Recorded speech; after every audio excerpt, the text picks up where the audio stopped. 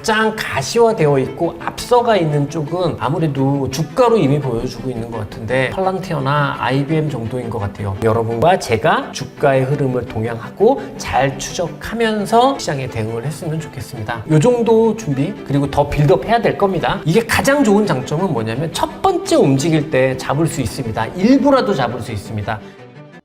찐생 여러분 안녕하세요. 찐생 김진입니다. 시장이 정말 어렵죠. 올라갈 것 같다 기대하다가 또 이렇게 두드려 맞고 실제로 진짜 조정을 받은 것 자체가 굉장히 큰 폭이라서 이 정도까지 빠지고 나면은 이제 앞으로 시장이 다시 상승할 거다 이런 게 낙관을 하기는 어려운 상황인 것 같아요. 되게 불투명하다고 보는 게 맞고, 그리고 이 정도 빠지고 나서 다시 오른다고 하면 제가 종종 강조드린 부분이지만 다시 상승한다고 할 때 이게 뭐가 주도주가 돼서 상승하게 될지 그것도 현 시점에서는 안다고 하는 사람이 오히려 더 사기다, 모르는 게 더 맞다, 불확실하다 이렇게 보는 게 맞을 것 같아요. 그러면 이때는 어떻게 해야 될까? 첫 번째는 위험관리가 우선이겠죠. 포지션을 가볍게 하고 내가 현금을 많이 가지고 있어야 이후에 진짜 주도주가 될 종목을 찾을 수 있는 거잖아요. 일단은 위험관리를 위해서 포지션을 가볍게 하는 게 그게 우선일 거고요. 그 다음에는 시장이 그래도 다시 올라간다라는 기본적인 생각을 조금이라도 더 높게 가지고 있다면 다음에 올라갈 거를 준비를 해야 됩니다. 근데 맞출 수는 없을 거예요. 그럼 맞출 수 없으면 어떻게 해야 되냐 생각을 하면 양으로 때우는 거죠. 이런 섹터도 공부해보고 이런 섹터도 공부해보고 이러면서 다양한 아이디어들을 도출을 해서 이후에 또 시장이 올라갔을 때 주도주가 될 수 있는 섹터, 산업, 종목 이런 것들을 예단하지 않고 공부하고 타진해 보는 게 그게 가장 중요한 시점이라고 생각을 합니다. 그렇게 준비를 막 했는데 너무나 운이 좋게 우리가 준비했던 종목군에서 실제로 주도주처럼 보이는 첫 번째 움직임을 보이게 된다면 우리는 첫 번째 움직임에서 대응하고 반응할 수 있거든요. 왜? 준비를 했으니까요. 그렇게 해서 첫 번째 움직임에 대응을 하고 반응을 해서 우리가 우리 포트폴리오에 넣을 수 있다고 하면 우리가 거기서 기대할 수 있는 수익은 단순히 100%, 200%, 따블, 따따블 이 정도의 수준이 아닐 겁니다. 보통의 주도주 같은 경우는 300%, 400%는 우스운 것 같고요. 1000%까지 나는 경우도 있고, 무조건 그렇게 난다는 건 아니겠지만 그럴 수 있는 수익을 줄 수도 있기 때문에 지금 현 시점에서는 주도주가 뭐지 예상하고 판단하고 미리 보초서고 있는 게 아니라 주도주가 될 수 있을 만한 종목군들, 그런 종목군들을 하나씩 타진을 해보면서 미래를 준비하는 시간, 그 시간이 지금은 무엇보다 중요하다라고 생각을 해요. 그래서 앞으로 당분간은 필살기 시간과 테마파크 시간을 통해서 주도주가 될 수 있을 것 같다라는 아이디어가 떠오르는 섹터 혹은 종목들을 여러분들께 조금 하나씩 정리해서 말씀을 드려보려고 합니다. 무조건 된다는 말씀은 아니지만 아이디어를 공유하고 여기서부터 우리는 이 아이디어를 기반으로 해서 주가를 보면서 빌드업 해 나가면 된다고 생각을 하거든요. 예상이나 이런 건 아니고 저에게 첫 번째 떠오르는 아이디어가 하나 있습니다. 이게 뭐냐면 아직까지 AI 전체 사이클은 끝나지 않은 것 같은데, 그렇다면 이전의 사이클이 AI 투자 사이클이었다고 한다면 다음번에는 AI 소비 사이클이 되지 않을까라는 아이디어가 있고요. AI 소비 사이클이 된다라고 하면 AI 에이전트부터 고민을 해봐야 되지 않을까라는 생각을 하게 돼서 오늘 필살기 시간에는 그동안 그래도 몇 번 이야기를 하긴 했지만 AI 에이전트에 대해서 다시 한번 좀 정리하는 시간을 가져보도록 하겠습니다. 차기 주도주로 AI 에이전트를 가장 먼저 말씀하시는 이유는 무엇일까요? 우선은요, 가장 큰 틀에서 AI 사이클이 아직 끝나지 않았다고 생각을 합니다. 사실 우리 삶에 AI가 이제 막 조금씩 진입한 상황인 것 같고, 우리가 AI를 이용하고 있다는 것도 굉장히 초보적인 수준인 것 같아요. 이전까지 챗봇이었으면 지금이 이제 한 단계 더 올라간 거죠. 그래서 내 사진 지브리 스타일로 만들어줘, 이게 지금 우리가 쓰고 있는 AI인 것 같거든요. 근데 이 AI는 그동안 제가 몇 번 말씀드렸는데 그 끝이라고 하면 인공범용지능이라고 하죠. AGI까지는 아직까지 도래하지도 않은 상황이고요. 그러면 AGI까지 계속해서 투자가 될 거고 개발하는 과정이 지속될 텐데, 그런데 벌써 아직 반도 안 온 것 같은데 AI와 관련한 주가 랠리가 완전히 종료됐다고 보는 거는 이게 더 오히려 공격적인 생각이 아닐까라고 생각을 하고요. 다만 일단 AI를 가지고 쭉 끌어왔던 한 사이클은 종료가 되는 것 같은데 그 사이클을 저는 어떻게 어떻게 생각하냐면 거대 언어 모델이죠. LLM을 개발하는 일종의 AI 투자 사이클은 조금 지나가고 있는 것처럼 보인다라고 생각을 합니다. 그런데 투자 다음에 뭐가 있지 하면 꼭 AI가 아니더라도 모든 경제 활동은 투자 다음엔 소비가 따라옵니다. 그러면 AI도 똑같지 않을까라고 생각을 했고요. 그래서 그 측면에서 생각을 해보면 AI 소비 사이클을 기대할 수 있을 것 같고, 그럼 그 첫 단계로 AI 에이전트를 생각을 하게 됐습니다. 사실 로봇도 일종의 AI 에이전트, 엣지 AI 중에 하나다라고 생각할 수 있는데요. 요건 이제 피지컬 AI란 말이죠. 근데 제가 이전에 피지컬 AI에 대해서 한번 말씀을 드린 대로 요 피지컬 AI는 AI 에이전트보다는 뒷단에 있는 사이클이라고 생각을 해요. 왜냐면 이게 훨씬 더 높은 기술의 상황이 필요하거든요. 피지컬 AI, 로봇이라는 건 이른바 물리적 환경에서 이제 AI가 작동을 한다는 건데, 이 물리적 환경에서 작동을 한다는 건 뭐냐면 인간이 하기에는 쉬운데 AI에게는 되게 어려운 일을 하는 거거든요. 근데 반대로 AI 에이전트 단계 같은 경우에는 인간이 하기에는 조금 어렵고 귀찮은데 AI한테는 상대적으로, 컴퓨터한테는 상대적으로 좀 쉬운 영역이란 말이죠. 그래서 저는 사실 피지컬 AI도 결국은 뒷달에 한번 올 거라고 생각을 하지만 AI 에이전트 시대가 먼저 올 거라고 생각을 하고, 그러면 우린 주식 투자자니까 뭐 AI 논문 쓰는 사람이 아니니까 그러면 주도주군의 후보에 AI 에이전트를 조금은 더 우선순위에 놓을 수 있지 않을까, 이렇게 생각을 합니다.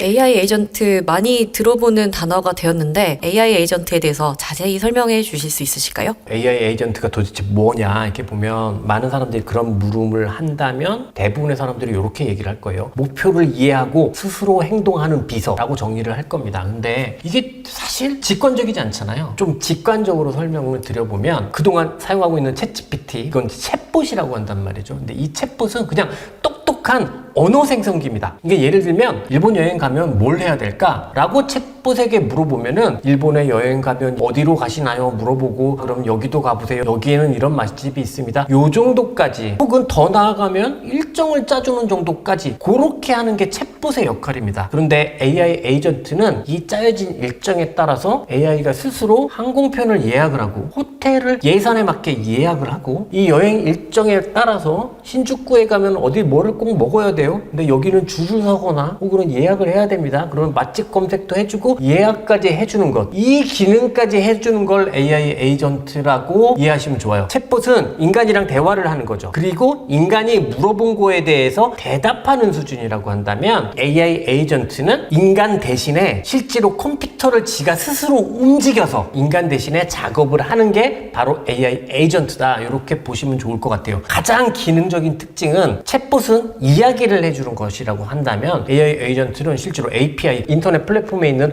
API를 호출을 하거나 외부를 검색을 하거나 데이터베이스를 조회를 하거나 실제로 코드를 실행을 하거나 실질적인 다양한 컴퓨터를 움직이는 도구를 활용한다는 것, 이게 챗봇과 에이전트가 가장 다른 부분이라고 하겠고, 나 대신에 실제로 컴퓨터를 움직여주는 그런 소프트웨어, 뭐 이렇게 이해를 해주시면 그게 더 가장 직관적이지 않을까 생각을 합니다. 그러면 지금 AI 에이전트는 어디까지 발전해 있는 상태일까요? 너무 발전 속도가 빠르기 때문에 제가 드리는 말씀이 한 달만 지나면 올드한 이야기가 될 수도 있을 것 같은데요. 그래서 사실 정확한 발전 상황을 지금 현 시점에서 알 수는 없는데, 다만 최근까지 AI 에이전트라고 불리는 것들의 공개 상황을 생각을 해보면 2024년에 엔트로픽이 컴퓨터 유즈라는 걸 좀 공개를 했고요. 2024년 11월이었습니다. 그리고 2025년 1월에 오픈 AI가 오퍼레이터라는 AI 에이전트를 공개를 했고, 이후에 한 몇 달 전이죠. 한 달 전쯤 됩니다. 중국판 AI 에이전트 마누스가 공개가 되면서 미국 사람들이 한번 또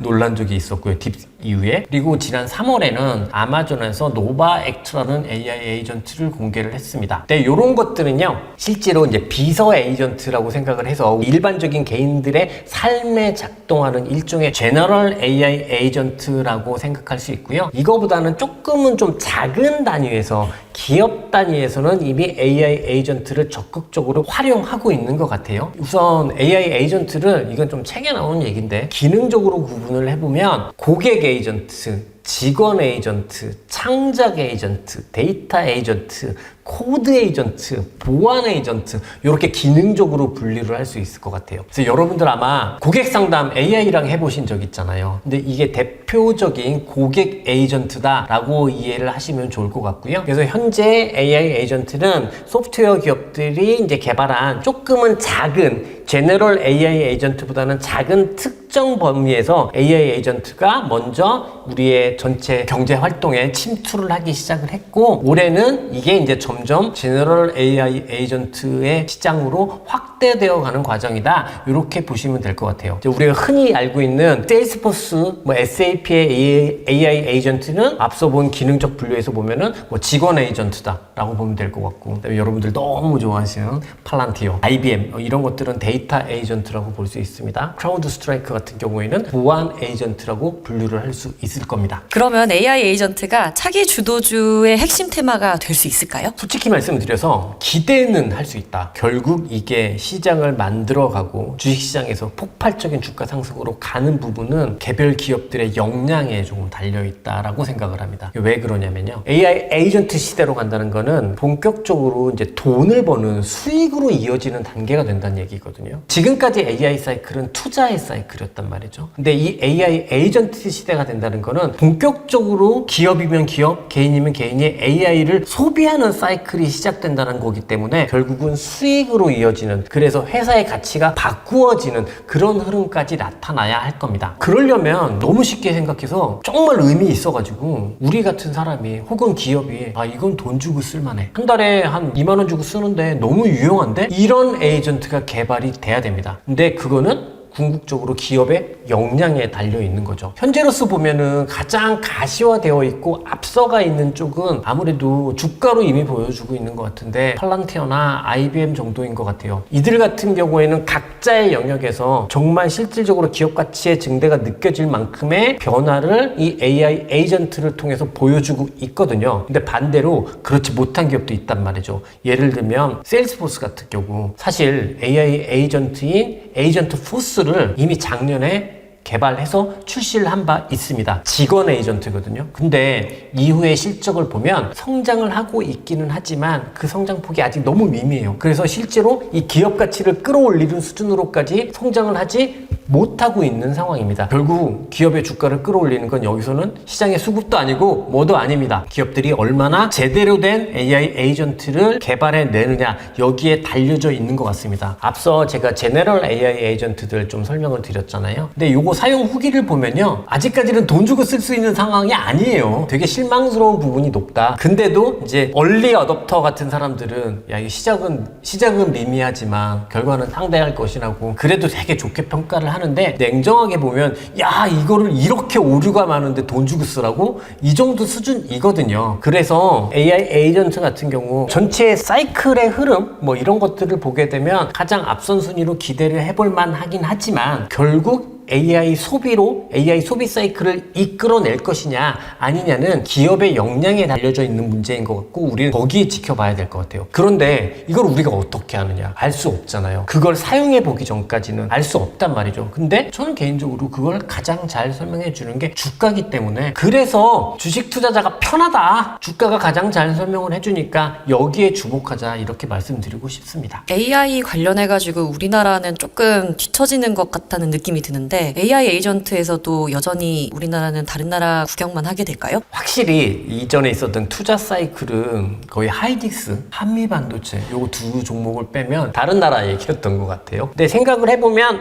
AI 에이전트 시대가 되면 그래도 조금은 달라질 수 있지 않을까, 이런 생각을 해요. 결국 이제 소프트웨어를 만드는 과정이잖아요. 그러면 이거는 누적된 자본도 필요하지만 언어 모델을 만들 때는 진짜 자본이 중요했는데, 지금부터는 소프트웨어를 만들기 위해서는 만들어진 언어 모델을 갖다 쓰면 되거든요. 그렇기 때문에 이제 사실은 기술의 문제라고 볼 수 있어요. 그러니까 아예 불가능하다고 이야기할 수 있는 건 아닌 것 같고, 또 우리나라가 원래부터 진짜 잘하는 포인트 중에 하나가 선진의 기술을 갖다가 돈 되는 거는 진짜 잘 만든단 말이죠. 그렇기 때문에 우리나라한테도 아주 막연하지만 기대 요인은 있다라고 말씀드릴 수 있을 것 같고요. 또 하나 조금은 더 구체적으로 이야기를 해보자면, 앞서 AI 에이전트는 결국은 각각의 플랫폼의 API를 적극적으로 활용해야 한다, API 기반 위에서 사용된다, 이렇게 말씀을 드렸잖아요. 그러면 AI 에이전트를 우리나라에서 개발하지 못한다고 하더라도 최소한 우리나라의 뭐 네이버, 카카오 같은 플랫폼 기업은 API를 이 AI 에이전트한테 갖다 팔아가지고 추가 매출을 발생시킬 수 있는 부분이 있거든요. 그렇기 때문에 최소한 AI 투자 사이클보다는 소비 사이클에서 우리나라 국내 플랫폼 기업에 조금은 더 나은 환경이 만들어지게 되지 않을까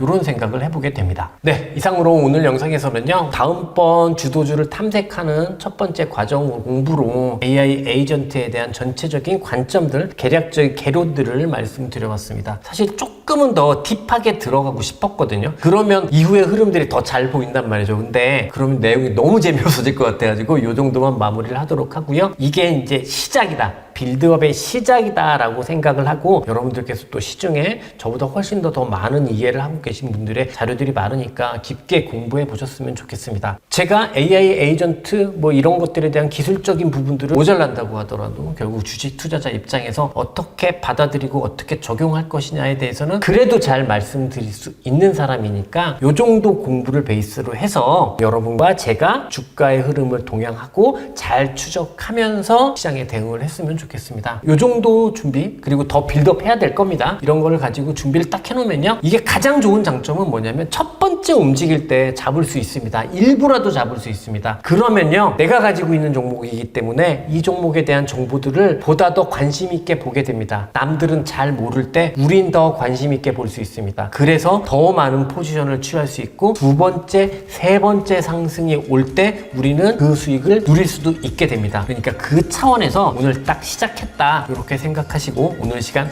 활용해 주셨으면 좋겠습니다. 네, 이상 방송 마무리하겠습니다. 저는 찐생 김진이고요. 오늘의 내용이 여러분들의 투자에 조금이나마 도움이 됐으면 좋겠습니다. 끝까지 들어주셔서 감사하고요. 그럼 우리 찐생 여러분, 화이팅입니다.